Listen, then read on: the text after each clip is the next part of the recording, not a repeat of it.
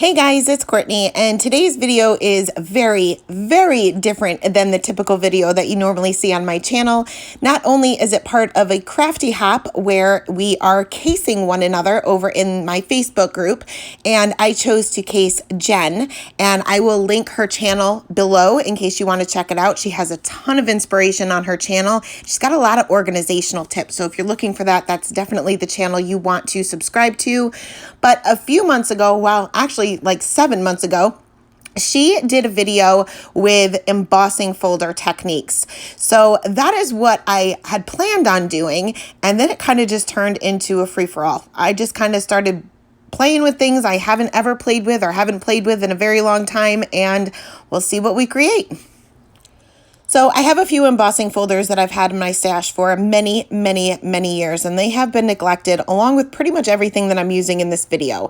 So for the first one, or for the first three actually, it's nothing that you probably haven't seen already, but I decided to bring out my brayer, which I haven't seen in years. It's been in my craft room for years, but I haven't seen it in years.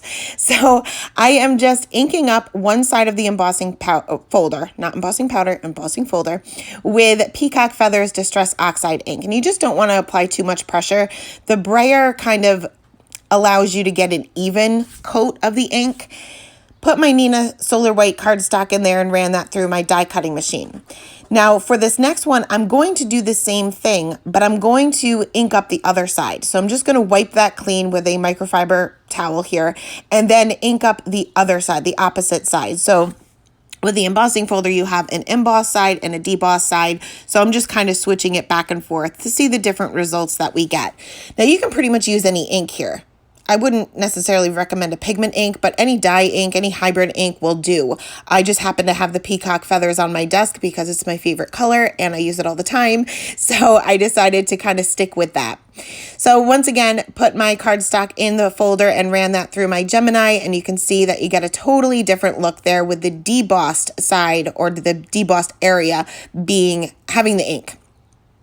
So another way you can do this and keep your embossing folder actually clean is to run just a plain old piece of cardstock through your Gemini or your embossing machine or die cutting machine, whatever you're using, and then do the inking afterwards. So again, I'm just going to ink up that brayer. I'm just going to go with a light hand, and you'll see that I kind of have my card panel vertical, and once I get a good layer of ink there, I'm going to turn it around and go horizontal just so I can fill in all of those little dots.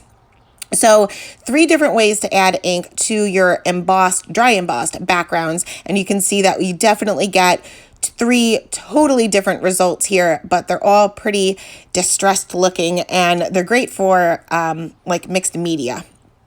So for my next one here, I am going to use some vellum. And first I am just going to show you what it looks like when you run vellum through your embossing folders. And it's gorgeous. You don't have to do anything else. That's it.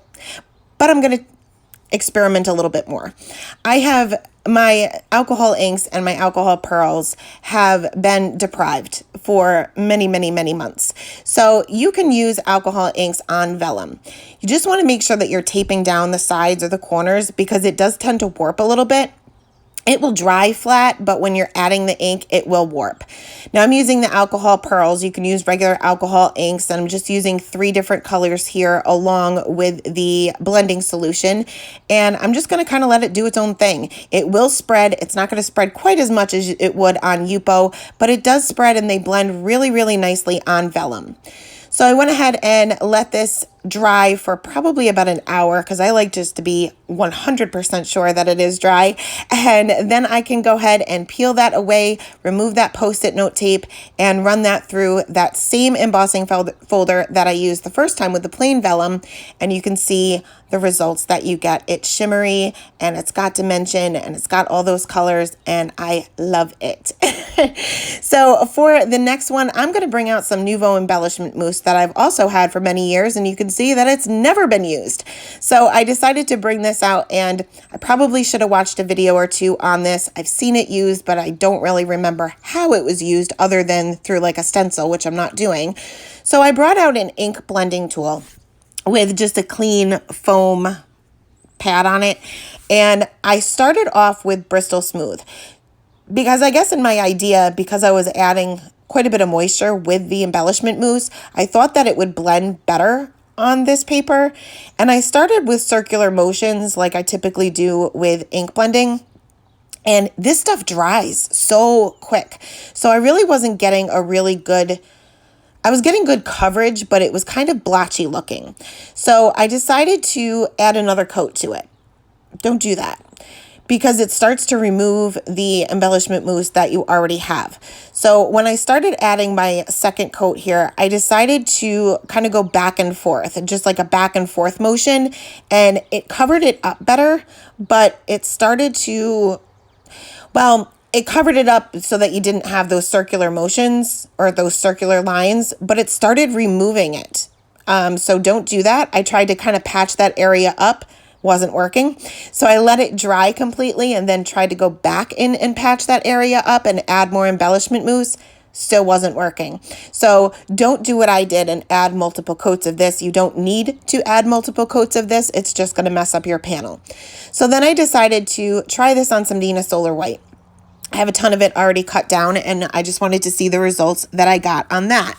So I did the same thing. I'm just going to go back and forth, but this time I'm only adding a tiny bit at a time. And like I said, this dries pretty quick, and I did go back and add a second coat because I didn't learn the first time. It did start to remove it a little bit, but not as bad as on the Bristol. And I think maybe it's because I added such a thin coat the first time around, but I kind of like those kind of streaky lines. That adds a little bit more texture to the background. So I let this dry for like 2 or 3 minutes. It dries very, very quickly. And I'm going to run this through another embossing folder, but I'm only going to add the embossing or put it in the embossing folder like halfway through, so that only half of my panel or a portion of my panel actually has that embossed area. And I did the same thing with the Bristol panel as well. And it worked out pretty good. It removed a little bit of the mousse, but not too bad. Now, also, I should mention that these embossing folders, like I said before, have been in my stash for a very long time. I did do a quick Google search because none of them have names on them, and I never used to keep track of my supplies, and I can't find any of them. So unfortunately, I can't link the embossing folders below, but just use whatever you got. So next I am going to run a piece of Bristol Smooth through this next embossing folder here. And this kind of reminded me of fireworks. So I'm going to bring out some Nouveau Shimmer Spray. Again, had it in my stash 2, 3, 4 years. I don't use it. And I don't know why I don't use it, because it's really fun.